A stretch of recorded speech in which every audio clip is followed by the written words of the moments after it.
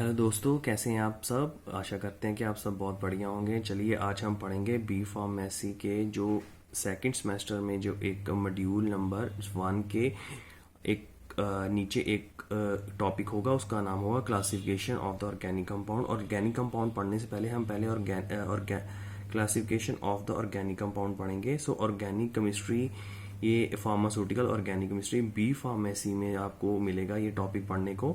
सो पहले हम organic chemistry organic chemistry की थोड़ी सी डेफिनेशन जान लेते हैं। ऑर्गेनिक केमिस्ट्री क्या होती है, ऑर्गेनिक कंपाउंड क्या होते हैं, ठीक है। सो ऑर्गेनिक केमिस्ट्री वो होती है जो ब्रांच ऑफ साइंस जो डील करती है ऑर्गेनिक कंपाउंड के साथ। और ऑर्गेनिक कंपाउंड वो होते हैं जो सारे कार्बन के साथ जुड़कर कोई भी एक ऐसा एटम जो कार्बन के साथ जुड़कर एक कोई कंपाउंड बनाए, उसे हम क्या बोलते हैं, उसे हम ऑर्गेनिक कंपाउंड बोलते हैं। जैसे ये एक हम एग्जांपल बताते हैं मीथेन की। अकेला एक मीथेन है, सो इसके साथ हाइड्रोजन जुड़ा है जिसे हम हाइड्रोकार्बन भी बोलते हैं। ये एक ऑर्गेनिक कंपाउंड है। सो 117 जो पीरियोडिक टेबल में जो 117 एलिमेंट्स हैं, उनमें से सिर्फ एक कार्बन ही इकलौता ऑर्गेनिक कंपाउंड है जो अकेला, और एक कार्बन कंपाउंड जो एक ऐसा अकेला आप कह सकते हो कि ऐसा एटम है जो कि भी इसके साथ कुछ और एटम कंबाइन करके एक ऑर्गेनिक कंपाउंड फॉर्म करते हैं, ठीक है।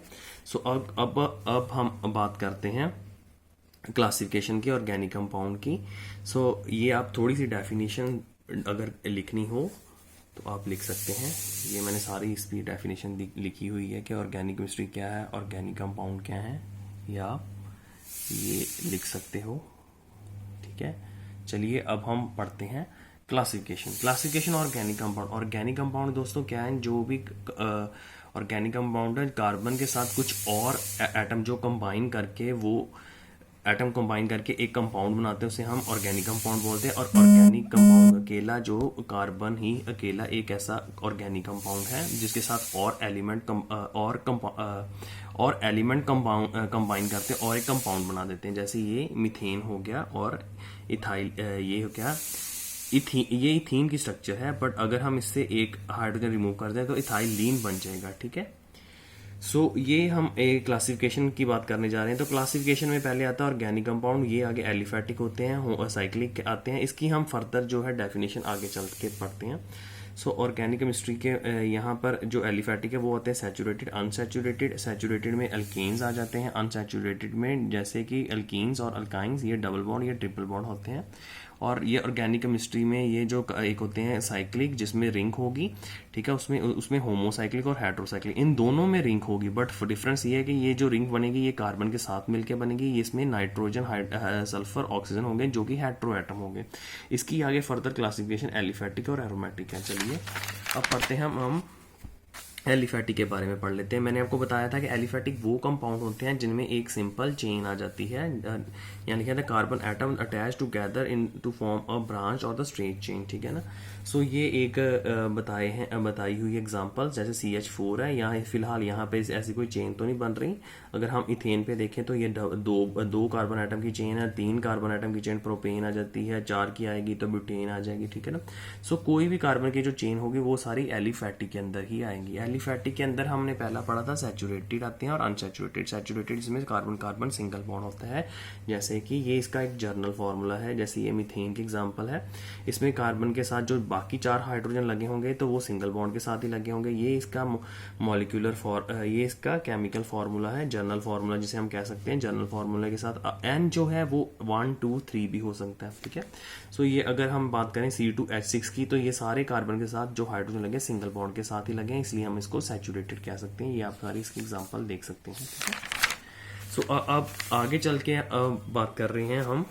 बात करते हैं अनसैचुरेटेड कंपाउंड की, जिसमें कार्बन कार्बन डबल बॉन्ड आते हैं और कार्बन कार्बन ट्रिपल बॉन्ड आते हैं। जैसे एग्जांपल अगर कार्बन कार्बन डबल बॉन्ड की बात करें तो ये इसका जर्नल फार्मूला है, ठीक है। अल्कीन का जर्नल फार्मूला है जहां एन जो होगा 2 होगा। 2 इसलिए होगा क्योंकि जो कार्बन एटम के साथ ही डबल बॉन्ड फॉर्म होगा, ठीक है। सो ये इसका जर्नल फार्मूला एन जो है, आप इसको 2 लिखें और इसकी वैल्यू से आपको ये सारे कंपाउंड मिल जाएंगे, ठीक है ना। जैसे इथीन जो ये लास्ट है, ये ENE सिफिक्स होता है जो कि ये दर्शाता है कि ये एल्काइंस है।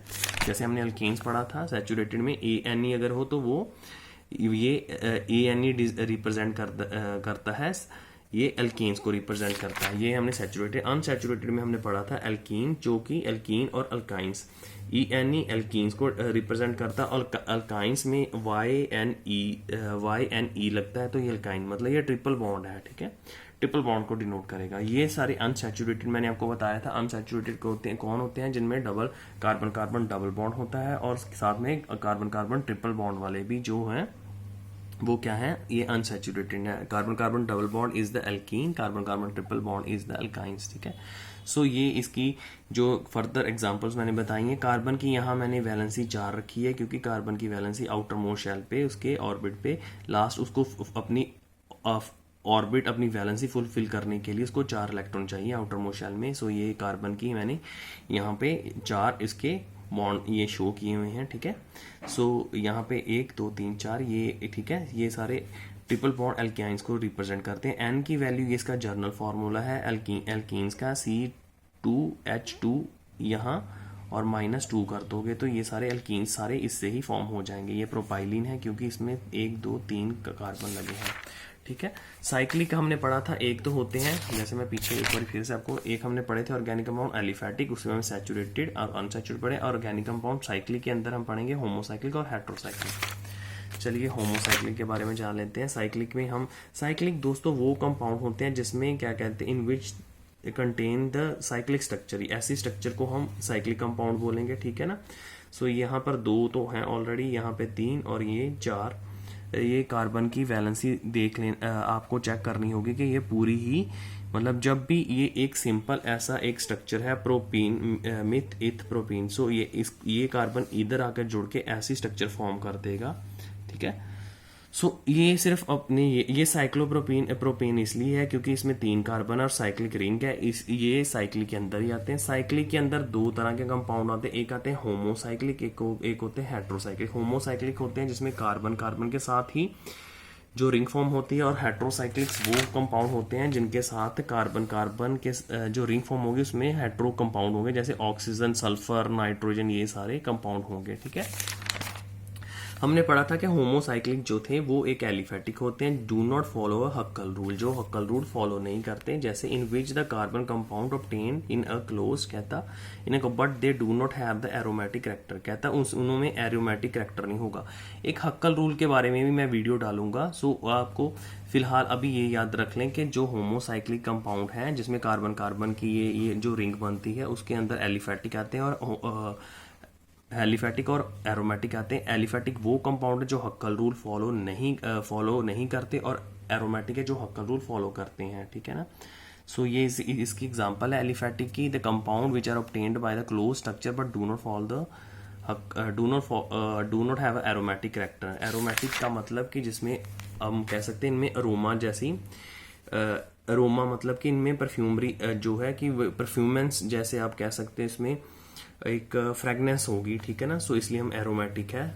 सो एरोमेटिक होते हैं जो हक्कल रूल फॉलो करते हैं, और एलिफैटिक जो हक्कल रूल फॉलो नहीं करते, जैसे बेंजीन है ये हक्कल रूल फॉलो करती है। हक्कल रूल के बारे में भी हम डेफिनेशन पढ़ेंगे। तो आज का ये सारा टॉपिक था, ये हमने पढ़ा था ऑर्गेनिक केमिस्ट्री। ऑर्गेनिक केमिस्ट्री क्या होती है? वो ब्रांच ऑफ साइंस जिसमें ऑर्गेनिक कंपाउंड पढ़ते हैं। ऑर्गेनिक कंपाउंड क्या है? जो कि ऑर्गेनिक कंपाउंड वो हैं जो कार्बन के साथ सारे बने हैं, जैसे मिथेन, इथेन, ठीक है। उसके बाद हमने क्लासिफिकेशन की, क्लासिफिकेशन में हमने एलिफैटिक किए हैं जिसमें साइड चेन, जिसमें चेन्स जो कंपाउंड आ जाते हैं, जैसे इनमें एग्जांपल की ये सारी जो ये एलिफैटिक हैं, ठीक है। सो हमने इसके अंदर ही एलिफैटिक के अंदर हमने पढ़े जो सैचुरेटेड है जिसमें कार्बन कार्बन सिंगल बॉन्ड है, ठीक है। तो ये इनकी एग्जांपल है कार्बन कार्बन सिंगल बॉन्ड की, ठीक है, जिसमें हम अल्केन्स ही पढ़ेंगे सैचुरेटेड के अंदर। और अनसैचुरेटेड के हमने पढ़े थे जिनमें कार्बन कार्बन डबल बॉन्ड होते हैं, जैसे कि अल्कीन्स और द अल्काइंस है। इनका सफिक्स जो है जो YNE होता है, इसका सफिक्स जो अल्कीन्स का ENE होता है, ठीक है।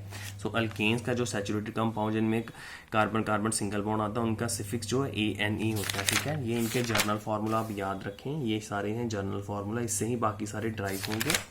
इसके जो आगे जो सैचुरेटेड है अल्कीन्स, ये अल्कीन्स का जर्नल फार्मूला है, और ये अल्काइंस का जर्नल फार्मूला मैंने यहाँ पर लिखा है, ठीक है। उसके बाद मैंने आपको बताया था कि जो साइक्लिक रिंग है जिसमें जो कार्बन जो जितने भी बनते हैं, कार्बन की एक रिंग स्ट्रक्चर्स बनती है, ठीक है ना। ये कैसे बनती है? ये प्रोपेन से बनती है, मिथ इथ प्रोप है। ये जो कार्बन, जो इसका एक कार्बन होता है वो इसके साथ जाके जुड़ के ऐसी एक रिंग स्ट्रक्चर फॉर्म कर देता है।